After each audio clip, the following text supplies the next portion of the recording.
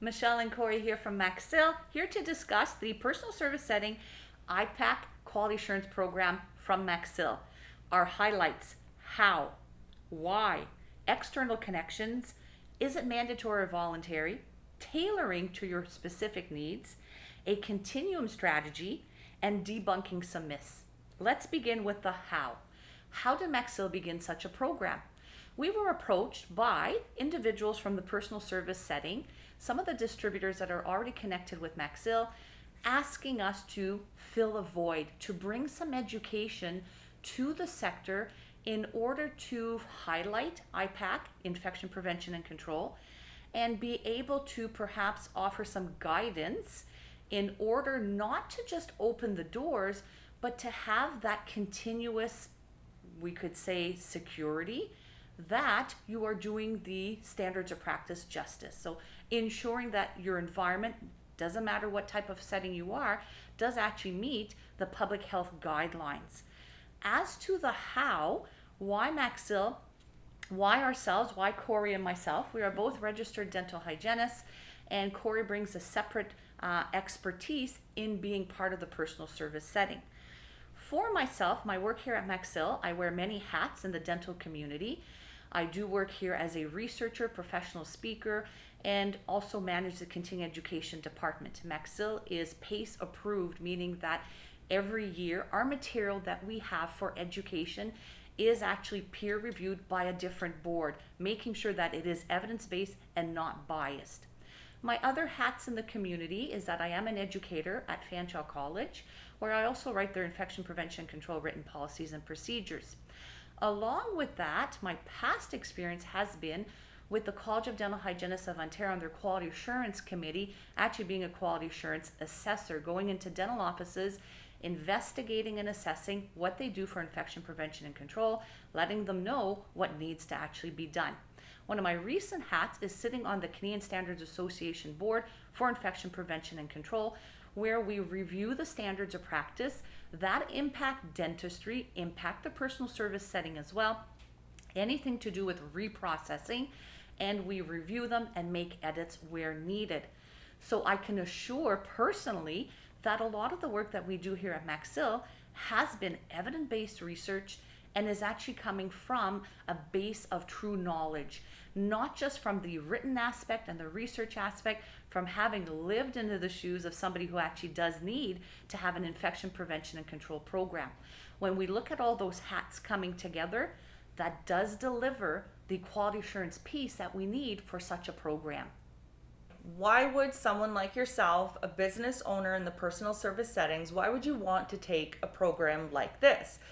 I keep referring it back to, we always, as industry professionals, as artists and perfectionists in our craft, we like to invest our money into making sure that we can perfect our craft so we can essentially make more money with that. So I'll take an extra microblading class, or I will invest in an extra service that I want to bring to the public or whatever. This is an investment back into your business to give you the assurance that you are meeting all of the standard practices that are within the personal settings guideline from public health. The problem with the public health guidelines is that they're really hard to understand everything that you're being asked. There are different industries that are included in the personal service settings. There's hairstylists, there's tattooers, there's all the sugarers, waxers, so many different people, industries within this sector, that it is hard for you to read a 160-page document and know which one pertains to you and yourself.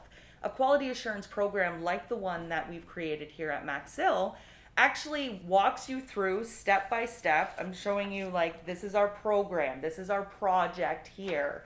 It walks you through step by step with the guidance of non-policing eyes, helping you, showcasing some areas that maybe you need to rectify a little bit in your practice, within your settings.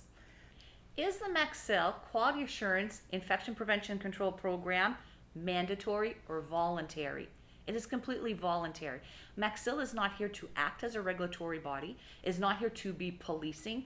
We are here to support, just as we did in the dental profession. There's many parallels in the actual guidelines and standards of practice that we have already been able to exercise some resources, offer some assistance, and that is the exact same role that we are unfolding with the personal service setting. When we look at what's available, there's plenty of resources. Corey had already mentioned this earlier as to the why. As you go through the actual guidelines, it might be difficult to zone in on what your needs are. Part of that, public health also offers complementary educational modules. There are two, core elements and the reprocessing. By all means, those are complementary to anybody, any of the public sectors that offer services that impact public safety have access to those. So of course, MaxSIL did not write those. We are offering those as guidance, as a tool to be able to actually assess yourself, see what your needs may be. We know that they don't suit perfectly every setting because they are medical based. Back to dental, same issue. They don't suit a dental practice perfectly either. However, there's enough information to trigger some critical thinking and be able to assess whether or not we're meeting the standards even based on those public health modules. So when we hear the word mandatory, certainly this is not mandatory. This would be voluntary from the fact that we accept a professional responsibility. And as professionals, we would want to self-reflect, self-assess, and see where we are. So I have been graduated now. Well, I'm in the field for about 28 years. Between Corey and I, we've had many years in dental. And yes, we all have the base education of our skill set, our scope of practice, including infection prevention and control. But things change. What I've learned 20, 28 years ago, 10 years ago, now when I go back and I read the public health guidelines, I notice some gaps. And that's fantastic. That's not a problem. That's perfect, because actually assessing yourself and setting goals to actually remedy, that's fantastic. That's part of being a professional. That's our responsibility and our accountability to public safety. So to rephrase, by no means is this a mandatory program. It is a voluntary resource, a tool to help and to support and to hopefully simplify your navigation in doing some of the changes, not just from the pandemic, but permanently. So we're continuously operating safely. So something that we definitely recognize is that this is not a one profession sector. There are multiple different professions, meaning there are multiple different educational levels. There are multiple different understandings that are out there that have been lumped together into the personal service setting. So we're speaking hairstylists, we're speaking tattooers, we're speaking sugarists and makeup artists and lash artists. Everyone's been lumped together by the government into this sector.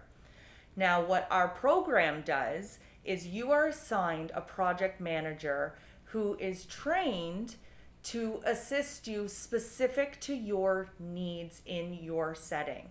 So whether you're a hairstylist or whether you have a business that has multiple different services in it, they're able to extract information and give you the information that you need as to what you should be doing in your practice according to the personal settings guidelines. There is multiple different phases that are within the program, and each one of them has different tasks in there that may or may not pertain to your practice itself. So your project manager will work with you and say, this doesn't actually work for you, you don't have to do this section. Or let's add another section in here because I see that you have a need for this. That's the advantage of taking a quality assurance program that gives you an individual specifically looking at your business, and we don't have any kind of regulatory authorization to shut you down by any means. We are here to help you take a look at your practice and see what you could be doing better to be best practice qualified. A quality assurance program should offer a continuum strategy. What does that mean? Well, specific to what's happening currently, oftentimes we think that a program for support is simply to get our doors open. That would be incorrect, because I believe we want to do more than that. We want to have safeguarding for our businesses. We want to have longevity. So that means, again, back to accountability and responsibility, that we would not just as an event do this quality assurance program, then be done. That'd be great. That'd be wonderful if that was the case, but we have to keep it going. So that's what quality assurance is all about, is that we're continuously improving ourselves by self-assessing.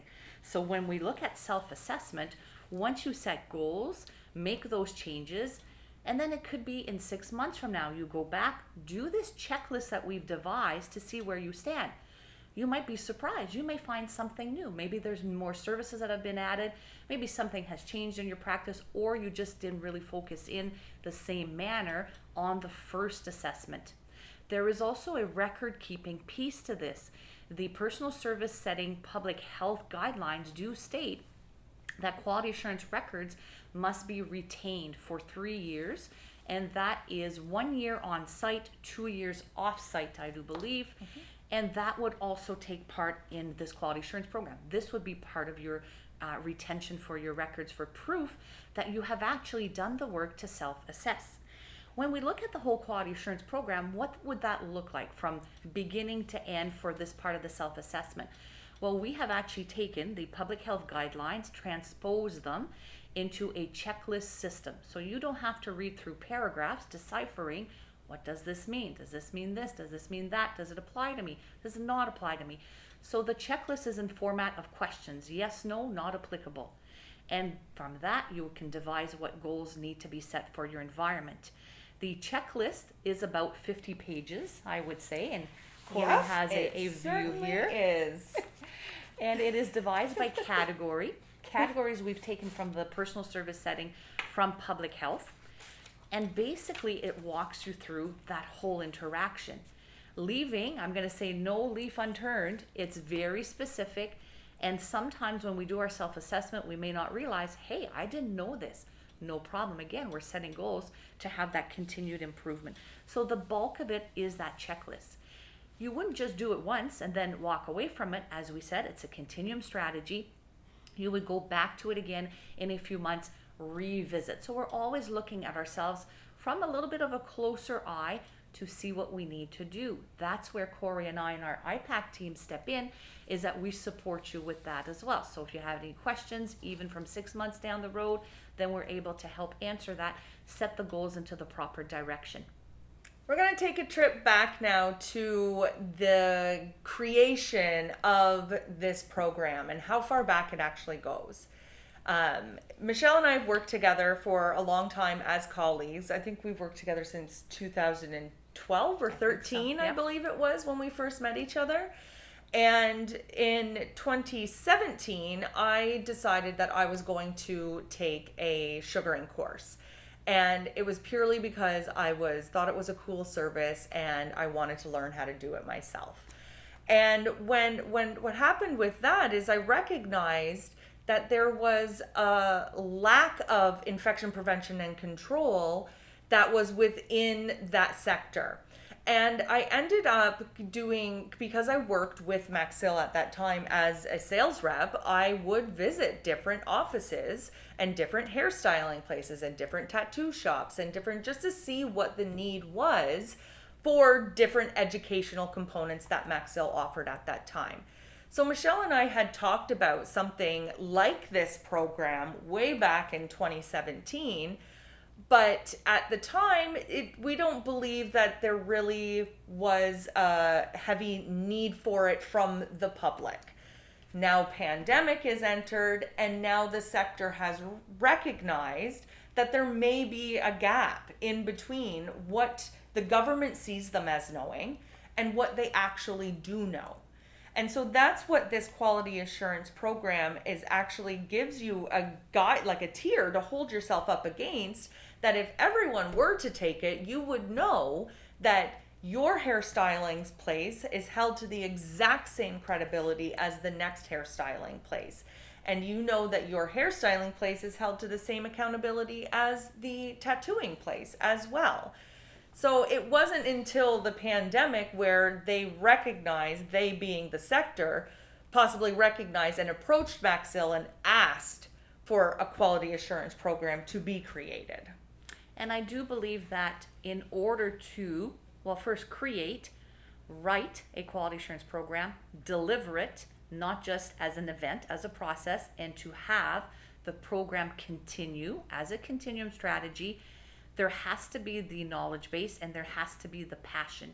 And if we are to make a statement as to what Corey and I offer to this program, that's exactly what we deliver. Because back many years ago, starting in 2017, we had envisioned this program.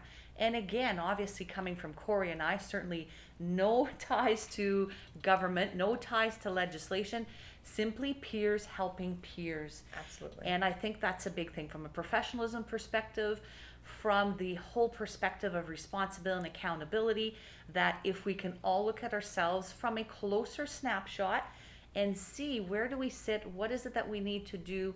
And then of course, I believe as well, this pandemic has opened our eyes that we probably should have been doing this a long time ago, and that it's going to be part of our norm now. We do talk about that in dentistry, the new norm. In many sectors, I'm sure we're talking about the new norm, and quality assurance certainly is part of that. So from Corey and I's perspective, we do deliver you transparency and honesty as to what this will deliver, and we have the confidence and the passion that we can assist you.